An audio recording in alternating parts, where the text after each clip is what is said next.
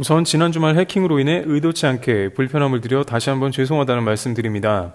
아직도 일부 복구 작업 중인 관계로 오늘은 예전에 다뤘던 나사가 유독 일본에 비해 한국에 호의적이었던 이유와 그에 대한 총편집본으로 대체하겠습니다. 첫 번째, 나사, 한국의 바다 감탄, 일본은 당황.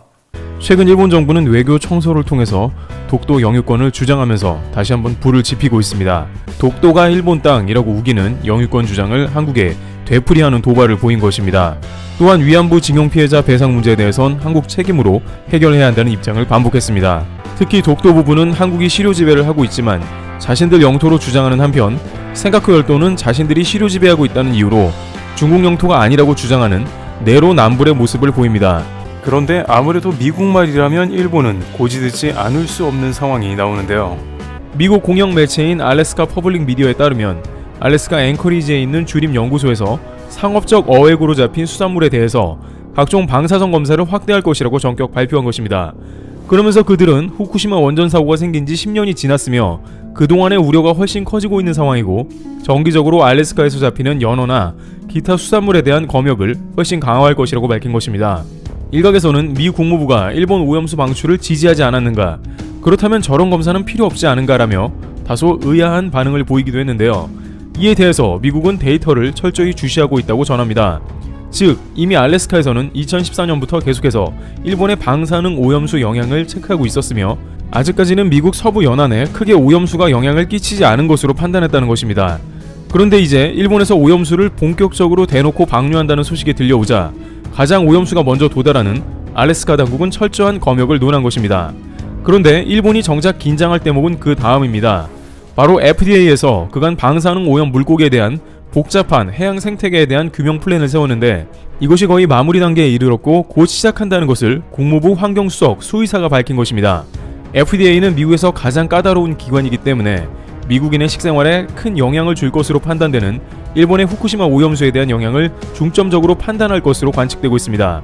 즉 미국은 말로는 일본을 지지하고는 있었지만 뒤로는 철저하게 미국에 오는 피해를 계산하고 있었던 것입니다. 따라서 결정적인 순간에 과연 미국이 일본의 오염수 방류를 멈춰줄 수 있을까 하는 의견이 나오는데요. 그런데 이 와중에 미국 국가기관인 나사는 한국의 바다를 위성에서 포착한 의미심장한 사진을 게재했습니다. 나사는 우주에서 내려다보는 지구에 대해서 자사 홈페이지는 얼스 업저버터리를 통해 소개하고 있습니다. 나사는 이 장면을 소개하면서 인공위성을 통해 본 한국의 바다 장면은 기이하다고 글을 써내려갔습니다. 녹색 수학이라는 제목이 붙은 사진에는 바로 한국의 남서쪽 해안을 위성에서 잡은 모습이 포착되었습니다. 그런데 바다에는 얼룩말 혹은 작은 돌멩이 같은 것이 일정한 줄무늬를 띠며 경이로운 모습을 보이고 있습니다. 나사는 이 패턴은 모두 실제이다 라고 소개하면서 이것은 작은 섬이 아니고 추수하는 것이라 설명합니다. 즉 이것은 한국 완도를 중심으로 뻗어나가는 근해의 김 양식장을 위성사진으로 잡아낸 것이기 때문입니다. 미국은 한국 김 수출의 1위 국가이기도 합니다만 나사는 여기에 의미심장한 말을 덧붙입니다. 한국은 거의 모든 김을 양식하고 있고 그들에게 김은 매우 소중한 존재라고 설명을 곁들이면서 이러한 해초는 90%가 양식이 되고 있으나 그것은 오히려 환경에 크게 유익하다고 하는 것입니다. 다른 종류의 양식보다 해조류 양식은 비료가 필요 없어 환경에 안 좋은 영향이 적으며 여러가지 작용을 통해서 대기 중에 탄소를 제거하는 역할도 한다는 것입니다. 한국에서 저렇게 대규모로 바다에 보이는 작은 섬들은 현재 전 세계적으로 줄이고 싶어하는 탄소들을 잡아먹는 매우 친환경적인 김 양식 사업이라고 하는 것입니다. 현재 미 바이든 정부의 가장 중요한 목표 중 하나는 전 세계적으로 탄소를 저감시키는 친환경적 계획입니다. 앙숙인 미국과 중국만큼은 최근 열린 기후 정상회의에서 탄소 중립을 위해 힘을 합쳐야 한다고 말할 정도였습니다. 하지만 일본은 이에 대해서도 다소 독특한 발언을 했습니다. 일본의 고이즈미 펑쿨색 환경상은 일본의 탄소 저감 목표를 35%에서 46%까지 크게 늘려서 주변을 놀라게 했는데 왜 46%로 늘릴 생각을 했냐는 질문에 막연하게 46이라는 숫자가 떠올랐다는 황당한 발언을 했습니다. 그러면서 46이라고 말이라도 해놔야 나중에 비슷하게 갈 수 있는 게 아니냐는 궤변을 늘어놓기도 했습니다. 일본의 환경장관은 후쿠시마 오염수에는 관심도 없고 탄소 배출도 그저 말장난에 불과한 게 아니냐는 것입니다. 하지만 해외 네티즌들은 이 김양식 사진에 대해서 매우 신기하고 경이롭다고 감탄하기도 했으며 그것은 몸에도 좋고 지구에도 좋다라면서 한국의 특이한 산업에 대해 토론이 벌어지기도 했습니다.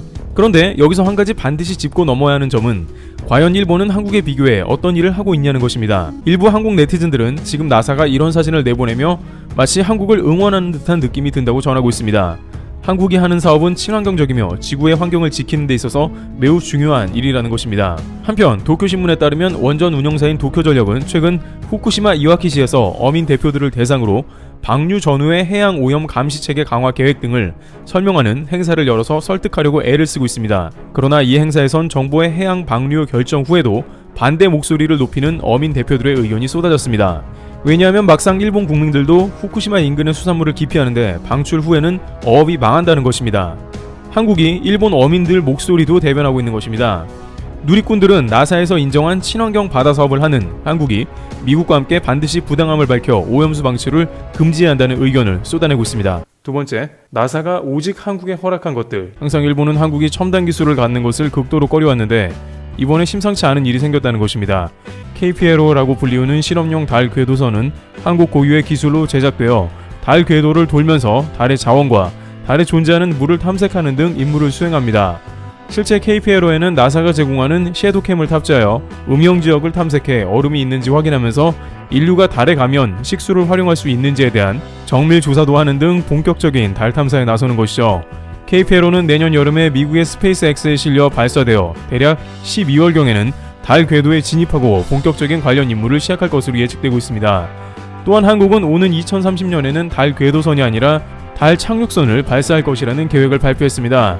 당장 이러한 뉴스가 외신 등에 공유되고 일본에도 보도가 되자 다양한 반응이 이어지고 있는데요. 일본 네티즌들은 한국 기술력으로 가능할 것인가, 궤도선도 스페이스X에 실려서 간신히 우주로 나간다며 항공 우주 기술이 한참 뒤처진 한국이 허황된 꿈을 꾸는 게 아니냐는 반응이 이어지고 있습니다. 일본의 경우에는 작년 소유 탐사선이 소행성에 내려 샘플을 채취하고 돌아온 경우가 이미 있기 때문에 자신들은 달 착륙선을 충분히 가동할 수 있다는 일종의 자신감을 보이고 있는 것이 사실입니다.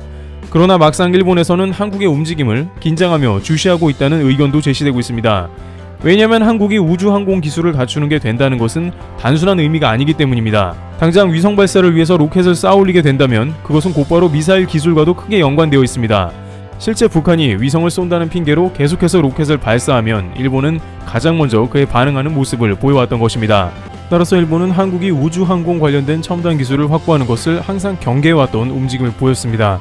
실제 작년에 일본은 호련, 미국, 네덜란드, 독일 등의 선진국들끼리 뭉쳐 수출 규제를 하자고 제안했습니다. 일본 정부는 전 세계의 메모리 반도체 시장을 석권한 한국을 쏙 빼놓고 첨단 기술 공유를 제안한 것입니다. 일본이 수출 규제를 미국까지 범위를 넓혀서 한국의 반도체 장비 공급을 방해할 수도 있다는 것입니다. 또한 일각에서는 일본이 한국의 우주항공 기술에 관한 첨단 기술도 막은 게 아니냐는 의견이 나옵니다. 하지만 한국은 일본의 갖은 방해와 우려에도 불구하고 결국 일본이 놀랄 일을 진행하고 있다는 소식이 들려옵니다. 우선 한국은 이제 자체적으로 로켓 발사체를 만들어 쏘아 올리는 기술적 문제를 해결했다는 것입니다.